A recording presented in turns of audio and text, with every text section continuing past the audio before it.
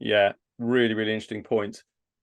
What you've just been talking through there makes me feel quite good about our approach to the world, because I think, adoption is a critical factor. If you look at we would class ourselves as a VMS for services procurement. We only do services procurement. So we don't do contingent workforce, we don't do hourly, day rate stuff. It's just purely statement of work. So and I'm not trying to look to just blow our own trumpet here, but I'm just talking strategically. That allows you as an organization to focus on that particular use case. And my view of the world is services procurement and statement of work is different. It's different enough that you need to consider it differently.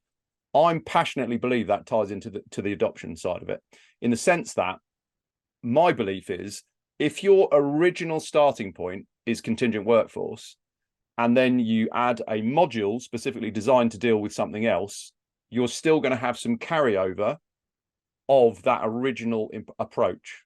Now, I'm no Nostradamus, but my prediction is that people are going to want one thing, one ring to rule them all in one scenario, in some scenarios, and in other scenarios, they're going to want specialists that interface in the correct way, because you're dealing with different stakeholders. So if it was just contingent workforce category managers and talent acquisition and HR people dealing with that statement of work stuff, they probably just want to try and push it into as much of a similar scenario as the contingent workforce as they could get away with within the regulatory framework. But if you look at procurement, they don't. They want to do it properly. They want to do it in a procurement way, which is, to be honest, partly where I think the leap is, or the steps that need to be taken for the MSP providers to bridge that gap, to be able to offer those stakeholders as good a service as they can offer the contingent workforce stakeholders. So when you look at it like that, this is a huge greenfield area for data analytics, because if there's a very limited amount of information being captured thus far, and it's limited to hourly rates and day rates, which won't apply to a lot of this stuff, and where it is, it's on a little bit of shaky ground. Just imagine when you start getting into the true metrics around statement of work, nobody's really doing that. So in the way that we look at the world, we're looking at on time, on budget, to scope, what's the win ratio, what's the cost overrun, because you need to be able to compare suppliers on a like-for-like basis. Have they got X and Y capabilities, and how reliable are they at doing what they're contracted to do? So you're absolutely right in talking about how you need to capture the contracted details effectively. You need to be able to systemize deliverables, milestones, whatever those milestones might be. They could be pure deliverables, could be a sprint in an agile development process, could be a KPI, could be a block of time, for example. So there were lots of facets to it. Capturing that information is one thing, measuring it is another, but there's that like-for-like measurement across those suppliers. So I think that's where there's the room to go. What that makes difficult, so that ends up putting contingent workforce and statement of work in two different boxes. You're measuring different things. So then you've got the challenge of going, okay, if you're measuring outcomes over here, the company that are designing work around outcomes need to put quite a lot of thought into it.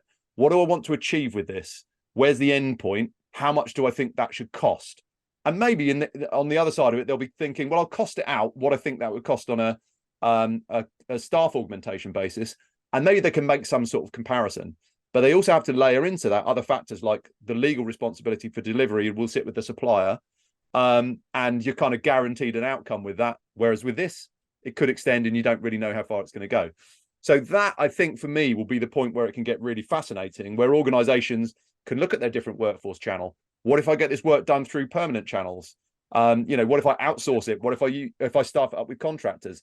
That's where the really clever decisions around kind of strategic workforce planning need to take place, but they've got to be fed by data. It feels at the moment like SOW is either a kind of bottomless pit of zero data, or there's some data that's kind of staff org, and people maybe want to measure it instinctively in that way when it's part of an MSP program, but it feels like there's a long way to go.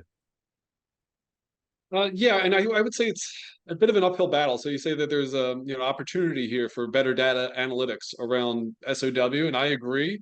However, if you start with the absence of data and say, all right, let's get to analysis, you're going to be done your job very, very quickly, right? So we need to make sure that those folks out there need to recognize that, well, you need data to make better decisions. You shouldn't have data without recommendations, and you shouldn't have recommendations without data, right?